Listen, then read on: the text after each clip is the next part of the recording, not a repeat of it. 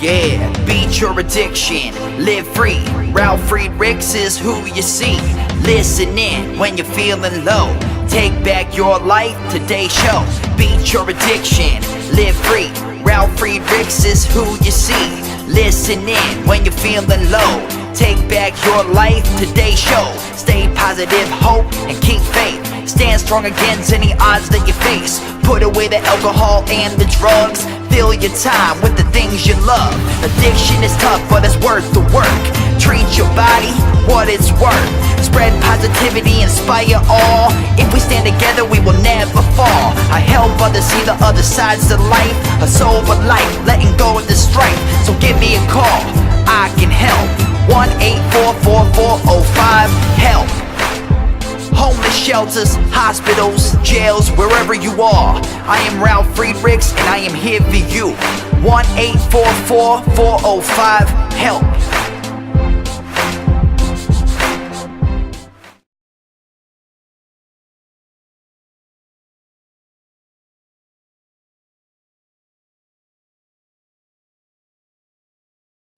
Hello, my name is Ralf Friedrichs. I'm an addiction recovery coach and the host of the Take Your Life Back Today show. As an addiction recovery coach, I want to share something with you. Let me be crystal clear to leave an everlasting impact upon you.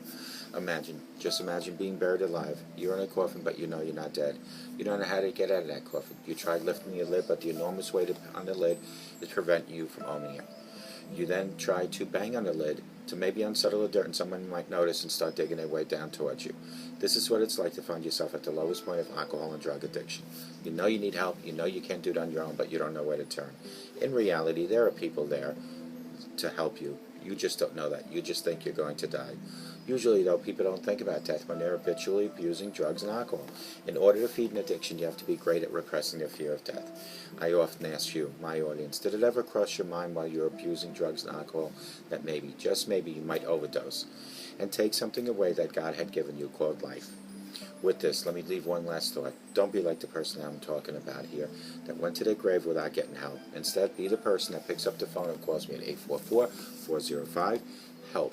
844-405-HELP, and let me help you take your life back, for your life is gone. Folks, at night when you take your slippers off, instead of putting them under your by the edge of your bed, put them under your bed. Stick them way under your bed. In the morning when you wake up, you'll be forced to go look for them. And while you're on your knees looking under the bed for your slippers, ask God. Utilize God. Ask God for guidance and direction, for asking for mercy and forgiveness. Thank God for everything you have in life that's so wonderful.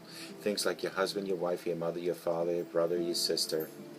Things like a home, food, clothing, children, grandchildren. These are the things you should be thanking God for every day, and there's no better time to do it than first thing in the morning. Speak to God, ask God for guidance and direction, ask God to help you each and every day, and let today be the first day of your brand new life. Utilize email, K-N-E-E, mail, on your knees each and every morning. Now get those slippers, put them on, stand straight up, and walk with God 24/7. I want to talk about 8 powerful ways to release pressure from your life. Sometimes it can feel like we are carrying a piano on our back. The weight is so heavy. Pressure can really wear you down, folks. Too much pressure can make a lot of us angry, feed up or sad, or simply over time knock you out cold with a burnout. Now, I don't know about your mind works, but personally, I perform better without a lot of pressure. It's easier to focus on your task and not second guess or hold yourself back when you feel light and you feel relaxed. Like most problems in life, this one is mostly on our minds. You can actually remove some of the pressure before it gets the best of you. Here are just a few things, approximately 8 things to accomplish just exactly what I just said. And the first thing that you might want to do is don't listen too much to what other people have to say, or worry about what they might think about you, I should say, or getting their validation. If you use too much time and energy to focus on those 3 things that I just mentioned, you might be heading down a pretty harmful road. And the thing is, most people aren't thinking about you at all. What you do and your problems, as much as what you may fear any way that they might be thinking about you. They are too busy focused on their own situations, their own life, and their own challenges. An important part of this is not to see yourself through the eyes of other people. See yourself through the eyes of you. Doing that can build a self-image and expectations that became very hard to live up to. It can make you end up filled with a negative feelings that won't help anybody involved. And as I said above, you don't really know what other people think of you anyway, nor should you care. Your worries about what people may think about you are probably mostly in your head anyway.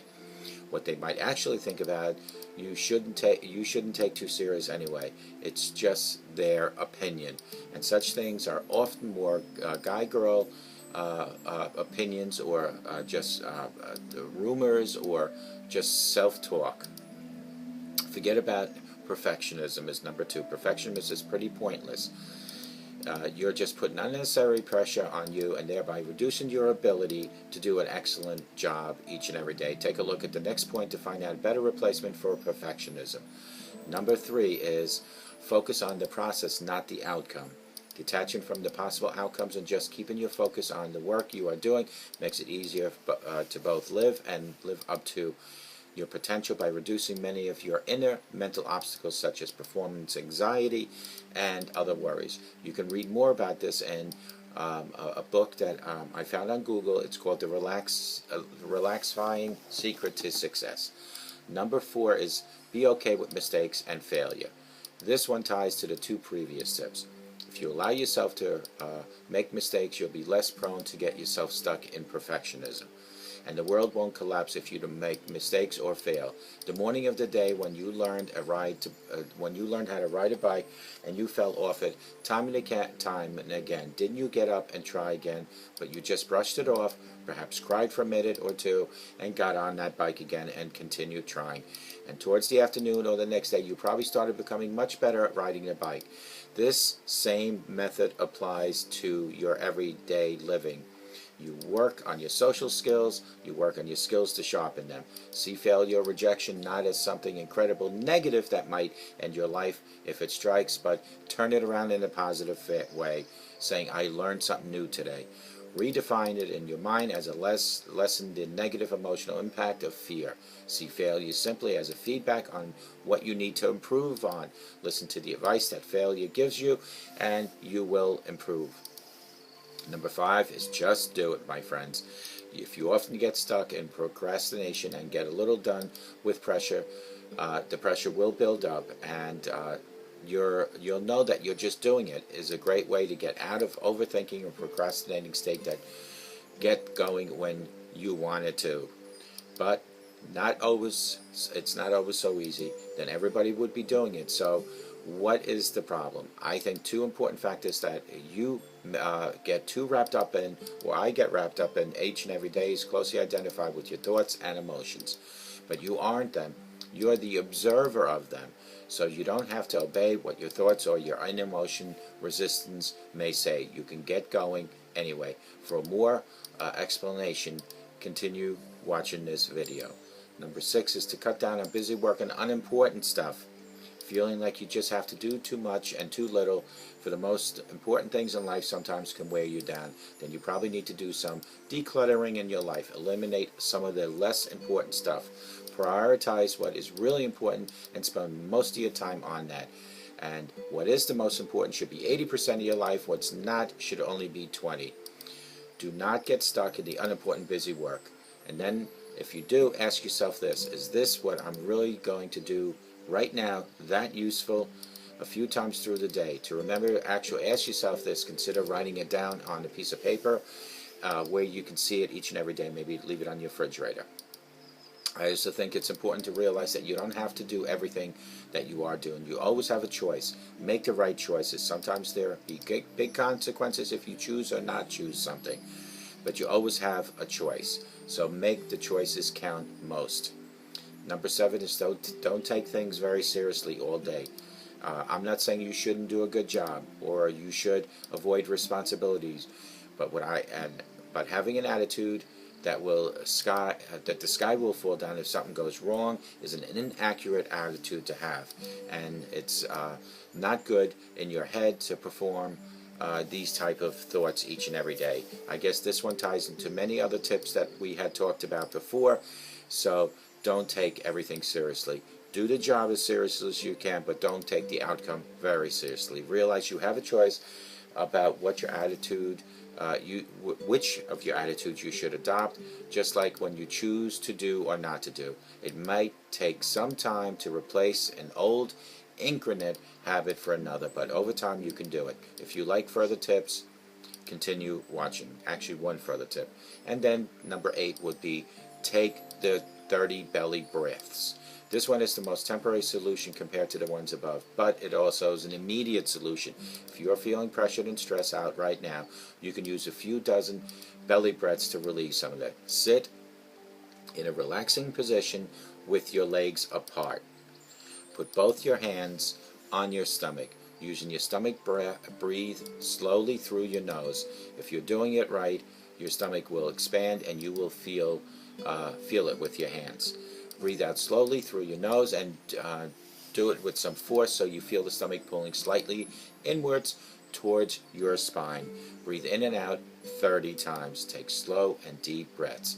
After you have taken 30 breaths and focus on counting them, you should not only feel more relaxed, but more centered. Your body will also be able to continue breathing in this manner without you even focusing on it. And that, my friend, is a good way to relax. Continue with your normal day. Do these steps again if you need to with the breathing, but the breathing really does help.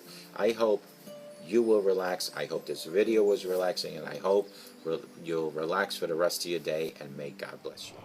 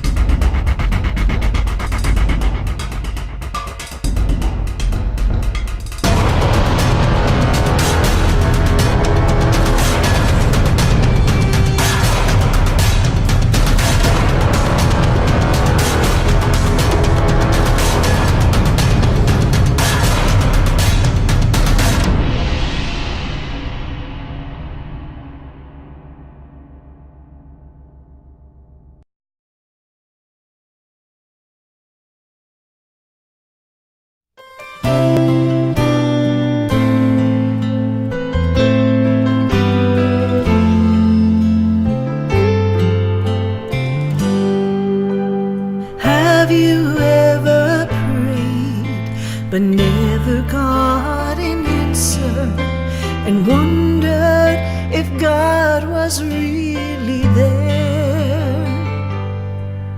Did you feel all hope was gone, but in His time He came along and answered the prayer you thought was gone? There is no prayer too small, for God hears them all. The answer may not be just what you want, but He always knows what's right, even when we think it's wrong. Just remember, there is no prayer too small.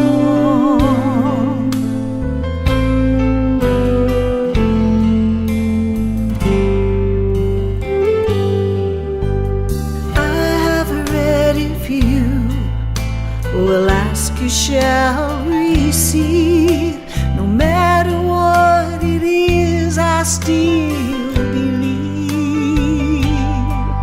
There is no prayer too small, and even when we fall, He gives us just exactly what we need.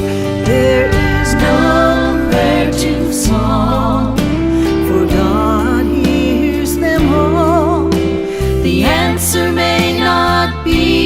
just what you want, but He always knows what's right, even when we think it's wrong. Just remember, there is no prayer too small.